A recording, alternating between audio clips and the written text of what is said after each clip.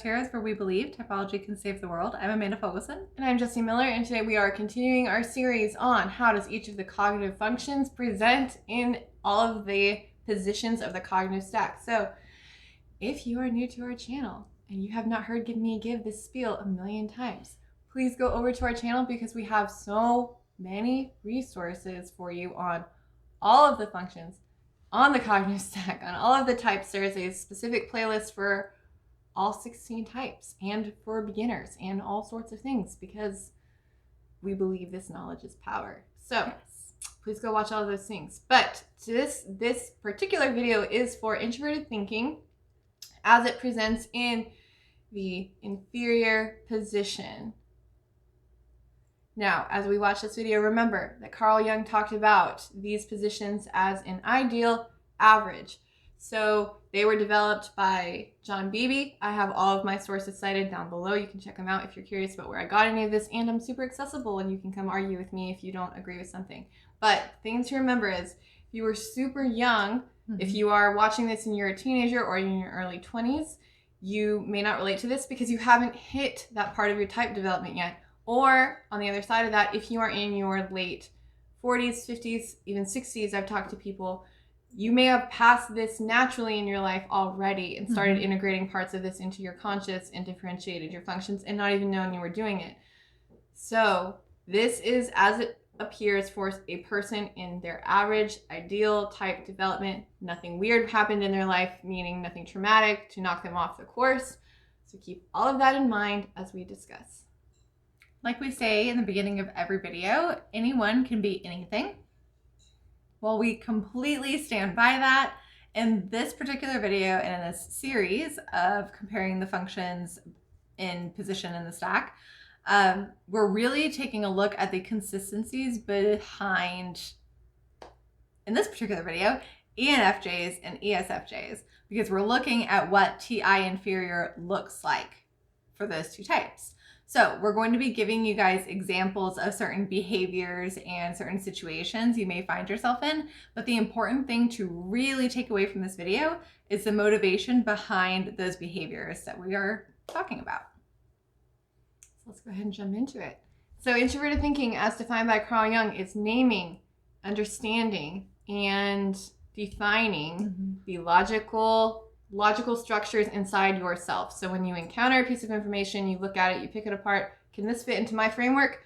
Whatever you can pick, you keep. Whatever you can't, you discard. And then you go about your day. It takes time to build this. It's not real time. It's not highly adaptable. And it is unique to the user. The inferior function, on the other hand, is the function that, or the inferior position, is the one that we tend to feel defensive about, anxious about, embarrassed about. And if you are really young, you may not even know that this position exists. It may seem like such a blind spot to you. You haven't encountered it at all yet. It's something that happens as you age. And it is an area of growth for all of us, everyone who has an inferior function. So keep that in mind. We're not picking on you, ESFJs and ENFJs. Well, no, we're not picking on you.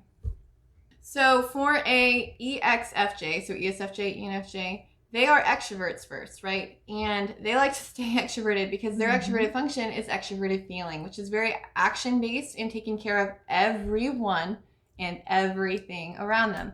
So one of the things to remember for them as they are like uncovering their inferior function is that society places a lot of value on thinking.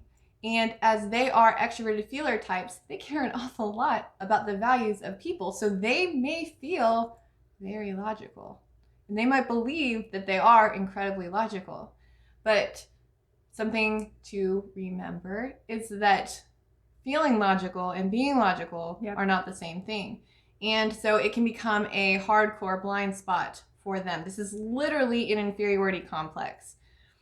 So, and on top of that, when a ESFJ or ENFJ wants to spend time in the introverted thinking process, if they want to spend time developing their own system and understanding what they think and what they think makes sense, extroverted feeling is up here, the hero function being like, nope, we can't. Let me pull you out of here. Let's focus on doing for others and not spend any time on ourselves because that's how we function.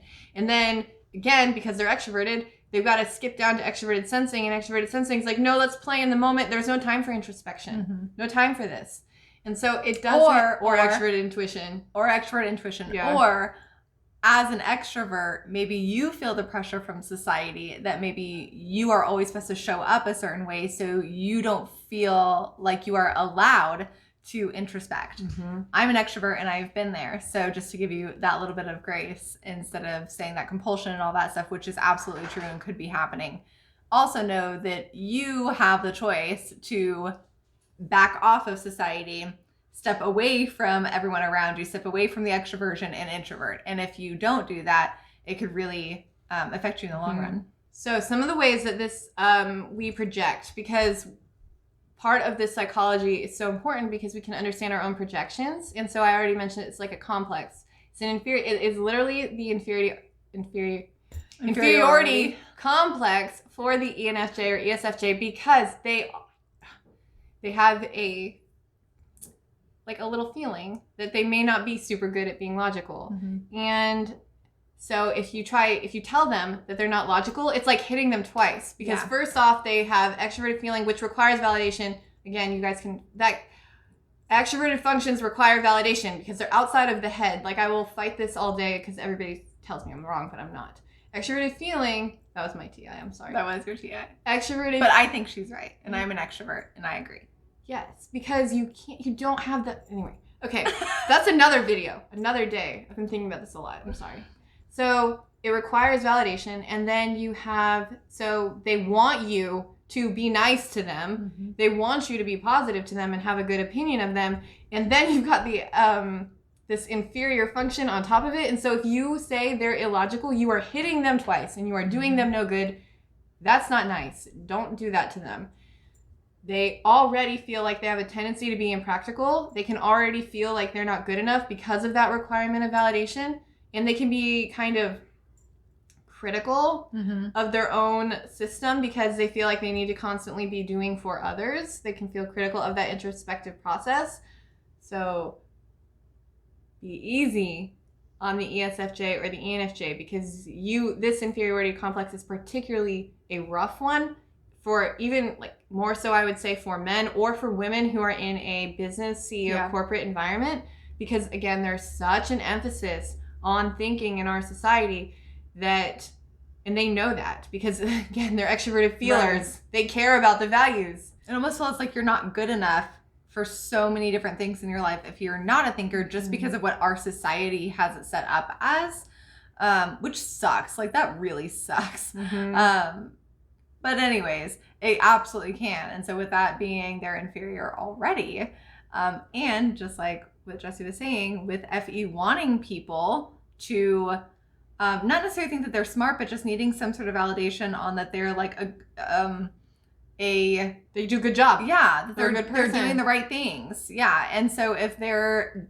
maybe doing the right things because they can nurture you, but yet all their ideas or all their plans suck, that still sucks. Like, that's still something that other people are seeing that isn't good, and they already know it. So you don't have to tell them it. Don't remind them. Just help them through it. And so, having said that, having hopefully made you understand where the ENFJs and the ESFJs are coming from a little bit, ESFJs and ENFJs, now I'm going to talk to you guys specifically for a second, because you have to understand that when you have an inferior function, you have a tendency to project your insecurities onto others. So when you encounter introverted thinkers, you may have a tendency to look down on them because you already feel bad about yours, and then you see, and your nuance of it is limited. It's not as strong as it would be for a TI dominant. And so when you see them, you have a tendency to want to be critical of them because it's your insecurity projected outward. And everybody does this. Everybody has this insecurity, these insecurities within them. But it's important to be conscious of them so that you don't project it on somebody else.